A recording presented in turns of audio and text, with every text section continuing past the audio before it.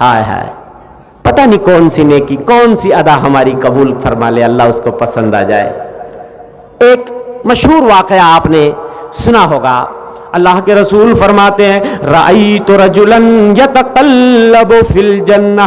میں نے ایک بندے کو دیکھا وہ جنت میں اٹھ کھیلیاں کھیل رہا ہے، جنت کے مزے لوٹ رہا ہے، کوئی بڑا کام اس نے نہیں کیا تھا، فی شجرۃ قطعها عن ظہر الطریق، راستے میں کانٹے دار جھاڑی تھی، اس کو کاٹ کر الگ کر دیا، پھینک دیا۔ لوگوں کو راستہ چلتے ہوئے تکلیف ہوا کرتی تھی، اس نے کہا چلنے والوں کو تکلیف نہ ہو، پھاوڑا اٹھایا یا کلہاڑی اٹھائی، اسے کاٹ کر کے الگ کر دیا۔ اللہ کو اس کی ادا اتنی پسند آئی، اللہ نے اس کے گناہوں کو معاف کر دیا۔ نبی کائنات فرماتے ہیں میں نے اسے جنت میں دیکھا، جنت کی نعمتوں میں اٹھ کھیلیاں کھیل رہا تھا۔ تیسری حدیث سنیے، فرمایا اللہ کے رسول صلی اللہ علیہ وسلم نے کان کلب یطیف برکیۃ کاد یقتلہ العطش، ایک کتا تھا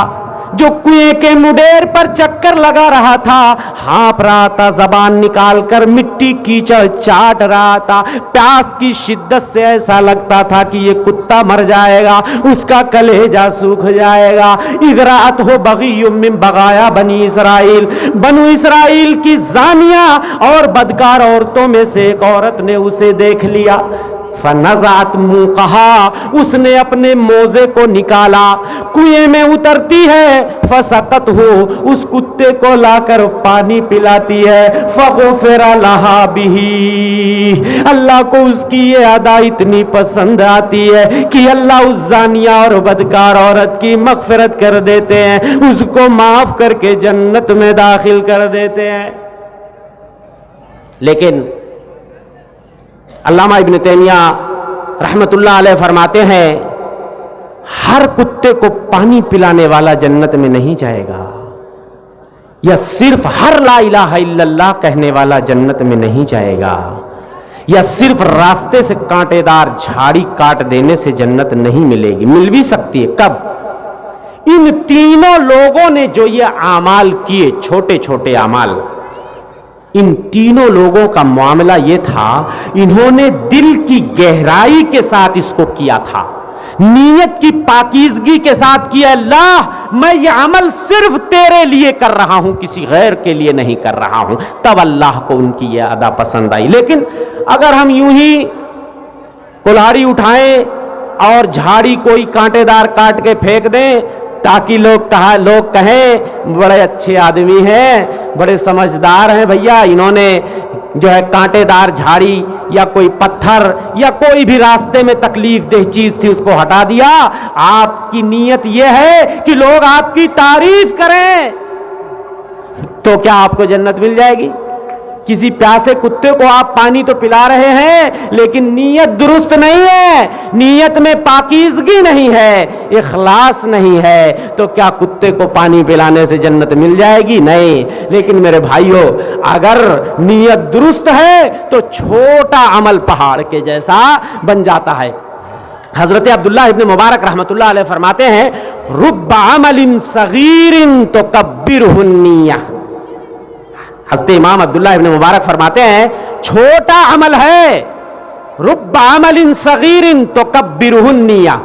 نیت درست ہوتی ہے تو نیت کی درستگی اس چھوٹے عمل کو بہت بھاری بنا دیتی ہے، ورب عمل کبیر، بہت بڑا عمل ہے، پہاڑ کے جیسا عمل ہے، نیت درست نہیں ہے تو صغرہ النیہ، نیت اس کو چھوٹا بنا دیتی ہے۔ کیا بنا دیتی ہے؟ چھوٹا بنا دیتی ہے۔ تو اس لیے میرے بھائی عبادت میں، اچھے اعمال میں ہم نیت کو درست رکھیں، بغیر نیت کی درستگی کے اور بغیر اخلاص کے، میں نے پہلے بھی کہا کوئی بھی عبادت قبول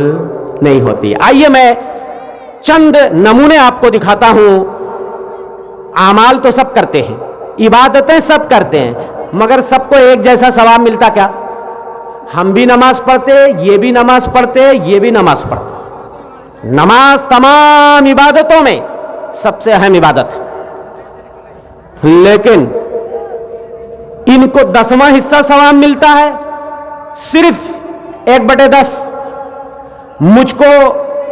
9واں حصہ، ان کو 8واں حصہ، ان کو 7واں، ایسے ایسے آپ سمجھ جائیے کسی کو صرف آدھا ثواب ملتا ہے اور کسی کو کچھ نہیں ملتا ہے۔ ٹائم ہم نے بھی لگایا، ٹائم آپ نے بھی لگایا، جو عمل میں نے کیا، کھڑے ہم بھی ہوئے، کھڑے آپ بھی ہوئے، رکوع میں ہم بھی گئے، رکوع میں آپ بھی گئے، سجدے میں ہم بھی گئے، سجدے میں آپ بھی گئے، لیکن کسی کو پورا ثواب ملا، کسی کو آدھا ملا، کسی کو 10واں ملا، کسی کو 9واں ملا، کسی کو 8واں ملا، کسی کو 7واں ملا، کسی کو 6واں ملا، کسی کو 5واں ملا، کسی کو 4تھا، کسی کو تہائی، کسی کو آدھا، کسی کو کچھ نہیں۔ یہ کمال صرف نیتوں کا ہے۔ اللہ کے رسول فرماتے ہیں ان الرجل لینصرف من صلاته لم تكتب له الا عشرها، ایک آدمی نماز پڑھ کے لوٹتا ہے مگر ثواب صرف 10واں حصہ پاتا ہے، کوئی 8واں، کوئی 9واں، اسی طریقے سے آپ نے فرمایا کوئی صرف آدھا پاتا ہے۔ اور ایک دوسری روایت میں اللہ کے رسول نے فرمایا ایک آدمی بسا اوقات 60 سال تک نماز پڑھتا ہے مگر ایک بھی نماز اللہ کے وہاں قبول نہیں ہوتی ہے۔ اللہ معاف کرے۔ ابھی ناظم اجلاس تھوڑی سی باتیں کہہ گئے اخلاص کے حوالے سے، سجدہ ہم بھی کرتے ہیں، سجدہ آپ بھی کرتے ہیں،